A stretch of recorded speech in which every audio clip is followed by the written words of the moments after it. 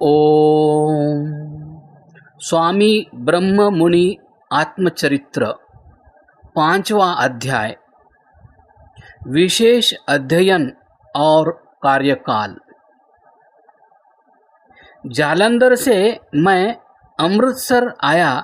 वहाँ विरजानंद आश्रम गंडा सिंह वाले पर वीतराग श्री स्वामी सर्वदानंद जी महाराज के दर्शन किए।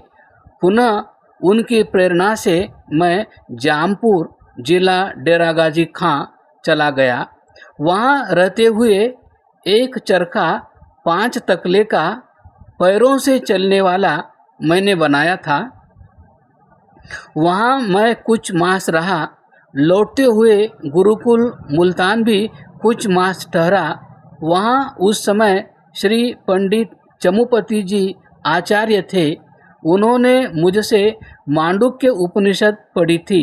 तभी वहाँ के व्याकरण अध्यापक ने भी महाभाष्य के आरंभिक कुछ आह्निक पढ़े थे। उस समय मैं लगभग 29 वर्ष का था। वहाँ रहते हुए एक घटना हुई। वह यह कि मैं गुरुकुल की बाहरी ओर एक कोठरी में रहता था। उन दिनों नीचे चटाई पर सोता था। प्रातः उठ शौच स्नान कर कोठरी के बाहर तख्त पर संध्या करके पुनः जब कोठरी के अंदर जाने लगा तो फुंकार सुनाई पड़ी। मैंने समझा कि कोठरी के आसपास बाहर ब्रह्मचारी कुछ कर रहे होंगे। बाहर इधर उधर देखा तो कुछ न था। पुनः कोठरी के अंदर पग रखने लगा तो फिर फुंकार हुई। ध्यान से देखा तो एक चितकोड़िया सर्प मेरे सोने के चटाई के पास नाली के साथ बैठा है। मुझे स्मरण है, प्रातः सोकर उठने पर शौच के हाथ धोते हुए कुछ रस्सी सा हाथ से स्पर्श हुआ था तो मैं अंदर आ ही गया। अंदर आकर मैंने हवन किया और पश्चात उसी चटाई के ऊपर बैठकर पढ़ने लगा जिसकी ओर सर्प भी बैठा था। कोई बात नहीं, वह भी बैठा रहा और मैं भी पढ़ता रहा। इतने में गुरुकुल का एक कर्मचारी आया। उसने आकर सर्प को देखा।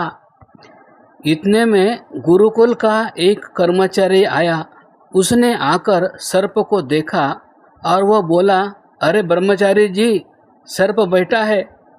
मैंने कहा, बैठा रहने दो। वह बोला, नहीं, यह मौत है। मैं लाठी लाकर इसे मारता हूँ। वह लाठी लेने चला गया। मैंने अपनी लाठी उठाई जो कि सर्प के पास ही कोने में खड़ी थी। उठाकर सर्प को लाठी से नाली की ओर करके कहा, अरे चला जा, नहीं तो वह तुझे आकर मार देगा। सर्प नाली में को बाहर जाकर एक गड्ढे में घुस गया।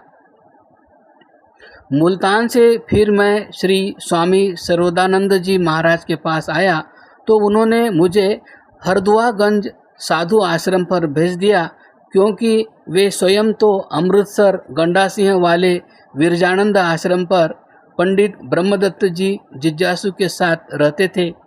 मैं हरदुआगंज आश्रम में कुछ मास ठहरा था।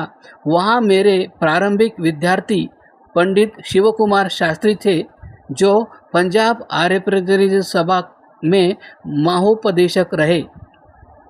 अब संसद सदस्य हो गए। हरदुआगंज आश्रम में मैं अति रुग्ण हो गया था। वहाँ से आबू पर्वत की ओर जाने के संकल्प से अजमेर आया।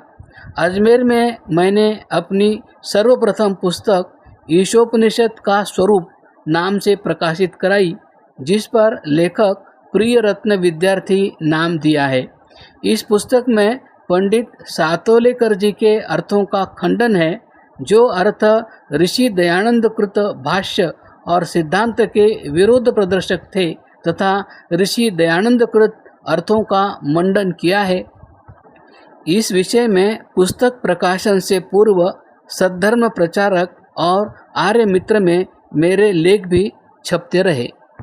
पुनः आबू पर्वत पर चला गया।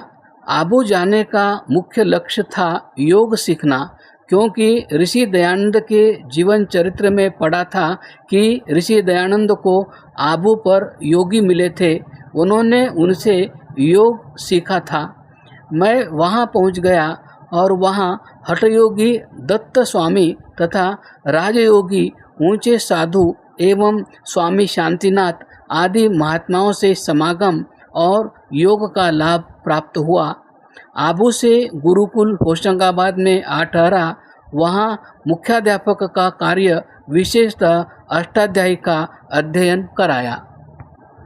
काशी में पुनर्अध्ययन। काशी में दूसरी बार अध्ययन करने के लिए आ गया। कुछ बड़ा हो चुका था, संस्थाओं में कुछ कार्य भी कर चुका था। अब भिक्षा मांगकर पढ़ने में संकोच हुआ। अब कुछ कार्य करके पढ़ा जावे। एतदर्थ काशी विद्यापीठ के प्राचार्य प्रसिद्ध दार्शनिक विद्वान बाबू भगवान दास जी से मिला। वार्तालाप हुआ। उनसे निवेदन किया कि मैं काशी में पढ़ने आया हूँ, परंतु किसी से मुफ्त न लेकर 2-1 घंटे कार्य करके पढ़ना चाहता हूँ। उन्होंने पूछा, कितना मासिक चाहिए?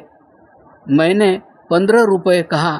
वे बोले, यह तो बहुत थोड़ा है, हम आपको अधिक देंगे, हमें अधिक समय दें। मैंने कहा, मैं पढ़ने आया हूँ, न कि पढ़ाने। वह उत्तर सुनकर संतुष्ट हो गए और काशी विद्यापीठ में 15 रुपये मासिक ऑनरेरियम देकर दर्शन विभाग में प्रोफेसर बना दिया। मैं काशी विद्यापीठ में चतुर्थ वर्ष और प्रथम वर्ष की श्रेणियों को पढ़ाता था। चतुर्थ वर्ष की श्रेणी में पढ़ने वाले उस समय के विद्यार्थी लाल बहादुर शास्त्री भी थे, जो कई विभागों में केंद्र की ओर से मंत्री पद पर कार्य करते रहे। पुनः प्रधानमंत्री हुए। प्रधानमंत्री पद संभालने पर मैंने बधाई का पत्र भेजा था। कृतज्ञतापूर्ण उसका उत्तर मुझे उन्होंने लिखा था। उस समय का पत्र निम्न है। प्रधानमंत्री, भारत सरकार, नई दिल्ली। माननीय स्वामी जी, सादर नमस्ते। आपका कृपा पत्र प्राप्त हुआ। आप जैसे विद्वान जनों की शुभकामनाओं के फलस्वरूप भारतीय जनमानस की सेवा करने में अधिक समर्थ हो सकूंगा, ऐसी आशा है। आपका आभारी हूँ। आपका लाल बहादुर शास्त्री। काशी विद्यापीठ में मैं 3 अंतर लगभग 2 घंटे पढ़ाता था। भोजन व अन्यत्र कोई प्रबंध न होने से स्वयं बनाना पड़ता था और काशी विद्यापीठ 2.5 मील दूर नगर में जाकर अन्य विद्वानों से पढ़ता था भी। इस बार वेद विद्यालय में श्री पंडित दुंडीराज जी शास्त्री से वैशेषिक दर्शन, प्रशस्त पाद, भाष्य, उपस्कार वृत्ति का 2/3 भाग, महामहोपाध्याय पंडित प्रभुदत्त जी शास्त्री से ऐतरेय ब्राह्मण आधा भाग और अन्य विद्वानों से सूर्य सिद्धांत तथा वेदांत दर्शन, शांकर भाष्य, चतुसूत्री से कुछ आगे तक पढ़ा था। इसी बीच में आर्ष विद्या सदन औपचारिक संस्था खोलकर मांडुक्य उपनिषद का स्वरूप और कठोपनिषद का स्वरूप, नचिकेता के प्रथम 2 वरों की पुस्तिकाएं, इस प्रकार 3 पुस्तकें तथा आर्ष ज्योति मासिक पत्रिका का प्रथम अंक भी प्रकाशित किए। इतना सब कार्यभार न संभाल सकने से अति रुग्ण हो गया। इस प्रकार काशी में दूसरी बार भी 9 मास ही रहकर पढ़कर श्री पंडित विश्वबंधु जी शास्त्री आचार्य दयानंद ब्रह्म महाविद्यालय लाहौर के निमंत्रण पर मैं लाहौर चला गया। दयानंद ब्रह्म महाविद्यालय लाहौर में मैं सेवा भाव से केवल भोजन मात्र पर कुछ काल अष्टाध्यायी आदि का अध्यापन कार्य करता रहा।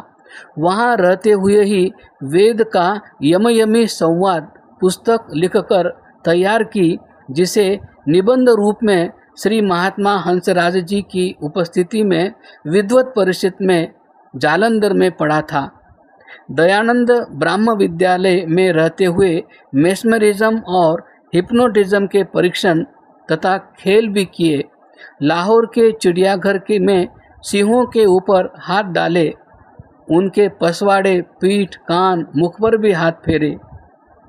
पुनः आचार्य विश्वबंधु जी से विचार भेद हो जाने पर ब्राह्म महाविद्यालय छोड़कर दिल्ली में सार्वदेशिक आर्य प्रतिनिधि सभा द्वारा खोले हुए उपदेशक विद्यालय में आचार्य पद पर कुछ दिन कार्य किया। वहाँ ही वेद का यमयमी संवाद, उपनिषदों का वेदांत, मानवीय शक्तियों का परिचय और उनका विकास, ये 3 पुस्तकें प्रकाशित करी। पुनः श्री मास्टर आत्माराम जी अमृतसरी के बुलाने पर बड़ौदा चला गया। वहाँ आर्य कुमार आश्रम में कार्य करते हुए बच्चों की 3 श्रेणी बनाई। एक शिशु श्रेणी, दूसरी कुमार श्रेणी, तीसरी उपदेशक श्रेणी, और उपदेशक विद्यालय का आचार्य भी रहा। इस पद पर कार्य करते हुए 2 वर्ष 60 रुपये मासिक लिया, वह भी निर्धन बच्चों की प्रायः सेवा में लगाया। तीसरे वर्ष वेतन छोड़ दिया। अपनी सारी पुस्तकों का संग्रह वहाँ पुस्तकालय को दे दिया।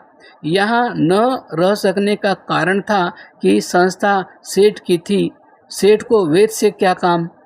वेद का वामदेव ऋषि पुस्तक छपाई तथा ब्राह्मण ग्रंथों, आरण्यकों, निरुक्त, उपनिषदों और गृह्य धर्म सूत्रों में आए हुए वेद के मंत्र मंत्रांशों के अर्थों का संग्रह किया। बड़ौदा के चिड़ियाघर में भी सिंहों पर हाथ डाला, उनके पसवाड़े, पृष्ठ, कान, मुख पर हाथ फेरा। 3 वर्ष बड़ौदा रहा। वेद का विशेष कार्य वहाँ न हो सकने से फिर वहाँ से भी महात्मा नारायण स्वामी जी ने सार्वदेशिक आर्य प्रतिनिधि सभा की ओर से खोले हुए अनुसंधान विभाग में कार्य करने के लिए मुझे दिल्ली बुला लिया। सार्वदेशिक सभा के अनुसंधान कार्यालय में सेवा भाव में मैंने 3 वर्ष कार्य किया। सार्वदेशिक अनुसंधान विभाग में कार्य करने के लिए 60 रुपये मासिक देना चाहते थे। मैंने निर्वाह मात्र के लिए 30 रुपये मासिक लिए। वहाँ यमपितृ परिचय, वेद में असित शब्द पर एक दृष्टि, ये पुस्तकें लिखी और प्रकाशित हुई तथा वेद में इतिहास नहीं पुस्तक सभा के लिए लिखकर तैयार की। और इस पुस्तक के लेखन काल में कुछ दिन जयपुर रहने का भी अवसर हुआ। वहाँ प्रसिद्ध वैदिक विद्वान पंडित मधुसूदन जी ओझा से भी समागम हुआ। उस समय ही जयपुर में कुछ आयुर्वेदिक ग्रंथ भी पढ़े। जयपुर के चिड़ियाघर में भी सिंहों पर हाथ डाला, उनके पसवाड़े, पीठ, कान और मुख पर हाथ फेरा। उसी बीच में जीवन पथ, योग मार्ग, ये 2 पुस्तकें भी लिखी। आर्य साहित्य मंडल अजमेर के द्वारा प्रकाशित कराई। तब मेरी आयु लगभग 41 वर्ष की थी। सार्वदेशिक आर्य प्रतिनिधि सभा का अनुसंधान कार्य आगे न रहा था, अतः मैं कुछ काल गुरुकुल कांगड़ी आकर स्वतंत्र रूप से ठहर गया।